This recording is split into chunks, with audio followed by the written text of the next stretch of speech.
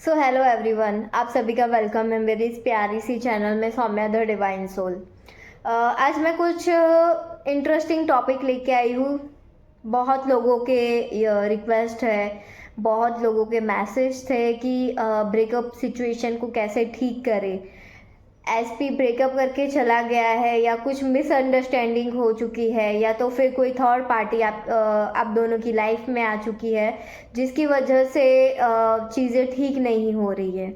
आप जैसा चाहते हो वैसा हो नहीं पा रहा है। देखो, सबसे पहले तो कोई भी अगर आप टेक्निक उठाते हो ना, तो टेक्निक के पहले आप पहले सोचो जो प्रॉब्लम स्टार्ट हुई है वो प्रॉब्लम कहाँ से स्टार्ट हुई है वो सोचो।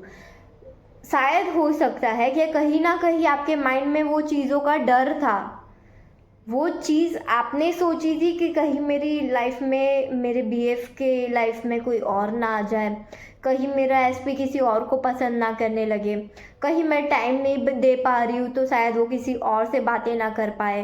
तो इस तरीके के थॉट्स क्या आपके माइंड में आते थे? मुझे एक बार ज़रूर बताना, क्योंकि जब से मैंने काउंसलिंग ली है एसपी के रिलेटेड, ब्रेकअप सिचुएशन से रिलेटेड या थर्ड पार्टी के रिलेटेड, मैंने जिसके साथ भी बातें की है, जो जो मेरे क्लाइंट्स के साथ मैंने काउंसलिंग की है, मुझे एक ही पॉइंट बार बार सुनने में आया है कि ये चीज़ें हमने सोची थी और वैसी ही हो गई। सो कहीं ना कहीं ये आपके साथ भी हुआ होगा जो आपको नहीं पता है। हम सारा दोष सामने वाले पे डाल देते हैं कि सामने वाले की गलती है, सामने वाला पार्टनर ऐसा है, वो सामने वाली लड़की वैसी है या तो सामने वाला लड़का वैसा है।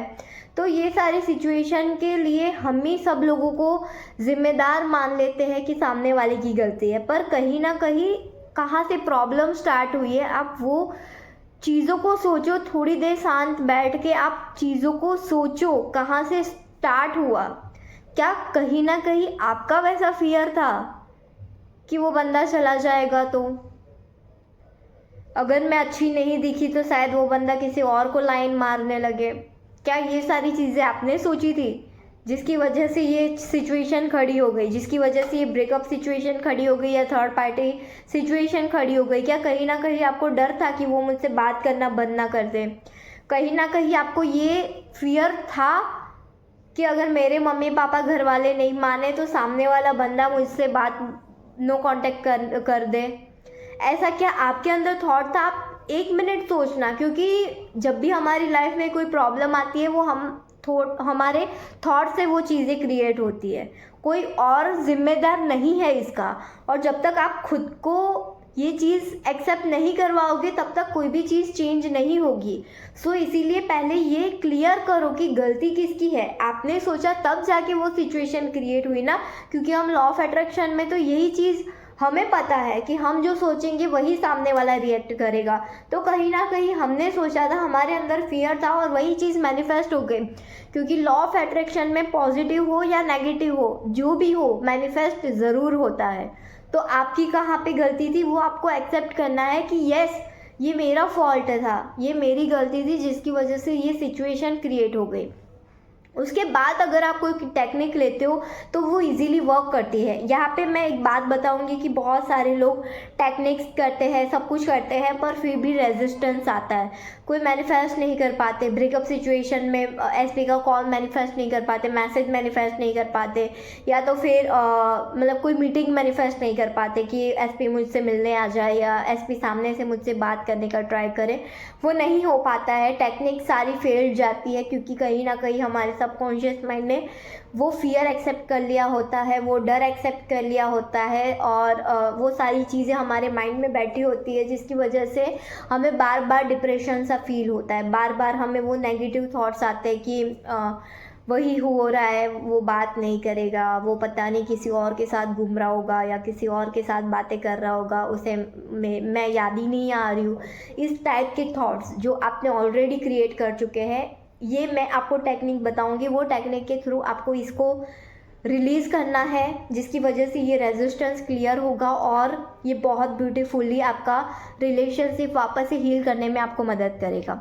सो सबसे पहले आपको स्क्रिप्टिंग की सारी टेक्निक्स पता है। आई नो कि आप लोग लॉ ऑफ अट्रैक्शन में काफ़ी टाइम से हो, बट स्क्रिप्टिंग में जो रेजिस्टेंस वाली जो टेक्निक है वो मैं आपको अभी बताने जा रही हूँ। ये आपको 21 डेज़ करना है जिसकी वजह से आपके अंदर जो फियर की जो पैटर्न्स है वो रिलीज़ हो जाए, वो ब्रेक हो जाए और आप पॉजिटिव में कन्वर्ट हो जाओ और आप वापस से आपके एसपी को आपके साथ में कन्वर्ट कर दो। ठीक है, ये मुझे सही लग रहा है इसीलिए मैं ये आपको बता रही हूँ, क्योंकि ये सब लोग कर सकते हैं। अभी जो काउंसलिंग मेरे पास ले रहे हैं उनकी प्रॉब्लम्स, उनके पैटर्न के हिसाब से मैं उनको उनकी टेक्निक्स बताती हूँ, पर बहुत सारे ऐसे लोग होते हैं जो काउंसलिंग नहीं ले पाते। तो इसके लिए मैं ये प्रॉपरली एक स्क्रिप्टिंग की टेक्निक बताने जा रही हूँ। आपको 21 डेज़ ये टेक्निक करनी है। इसमें 2 पॉइंट्स आपको नोटिस कर लेने हैं। आप चाहो तो आप लिख सकते हो, वो चीज़ लिख के रखो। अगर आपको याद ना आए या तो फिर मेरा वीडियो सेव कर लो, ताकि आपको आगे जाके वापस से आप रिपीटेशन में मेरे वीडियोस देख सको। तो जो भी है आपके अंदर, जो भी फियर है, जो भी डाउट है, वो फियर को आपको लिखना है एक पेज में। यहाँ पे नेगेटिव थॉट्स लिखने हैं और यहाँ पे पॉजिटिव थॉट्स लिखते हैं, उसको कन्वर्ट कर देना है।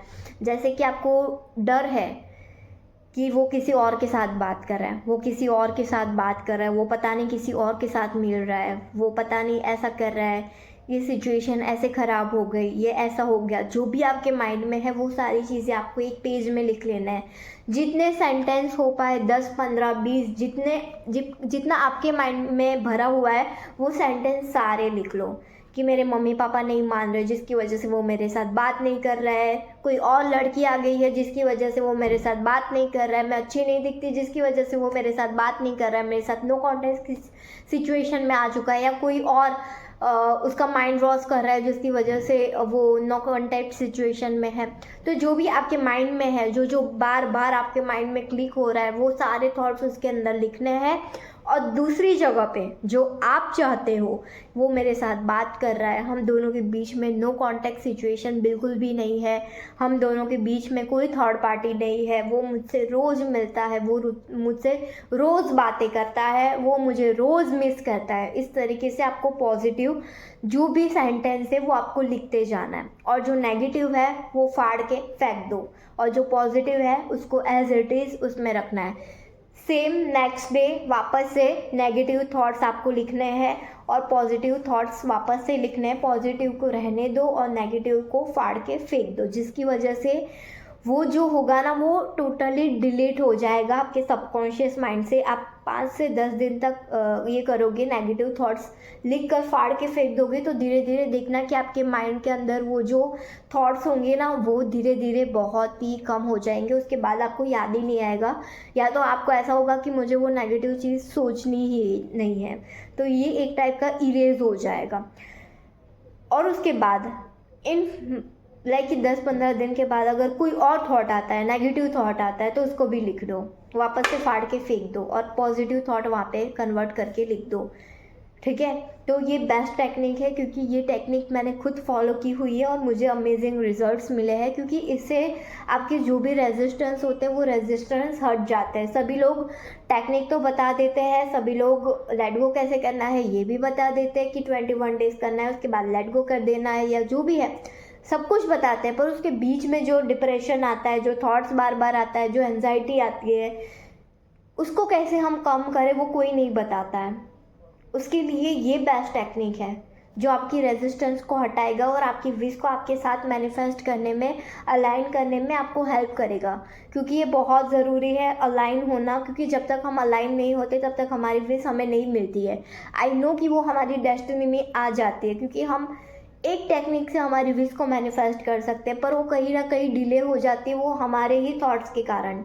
क्योंकि कहीं ना कहीं हम हमारे टेक्निक्स पे डाउट करते हैं, या हमारा फियर जो हमारे थॉट्स है, वैसे कॉन्शियस माइंड जो बार बार हमें टोकता है, रोकता है, कुछ फियर वैसे थॉट्स ला देता है, जिसकी वजह से हम मैनिफेस्ट नहीं कर पाते, या तो डिले हो जाता है। और डिले के चक्कर में बहुत कुछ ख़राब भी हो जाता है, बहुत लोगों को प्रॉब्लम्स होती है।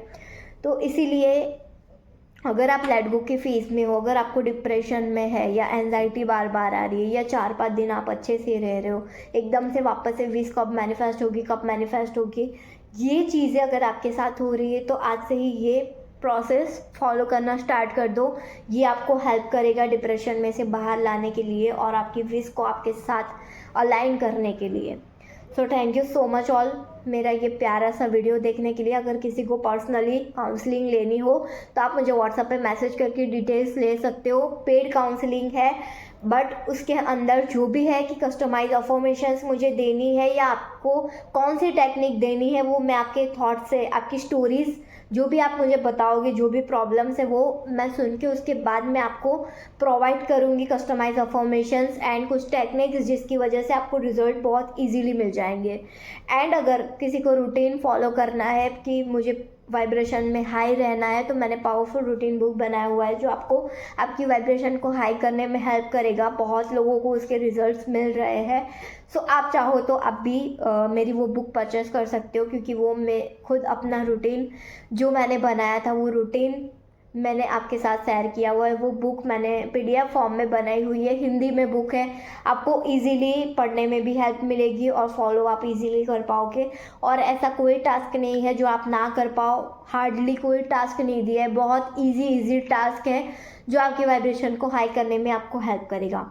So thank you so much everyone. मेरी ये चैनल को सब्सक्राइब करके ज़रूर रखना एंड बेल आइकन को प्रेस करके रखना, क्योंकि मैं और भी ऐसे वीडियोस लेके आने वाली हूँ जो आपको हेल्प करेगा आपकी विश को मैनिफेस्ट करने में। So thank you so much all.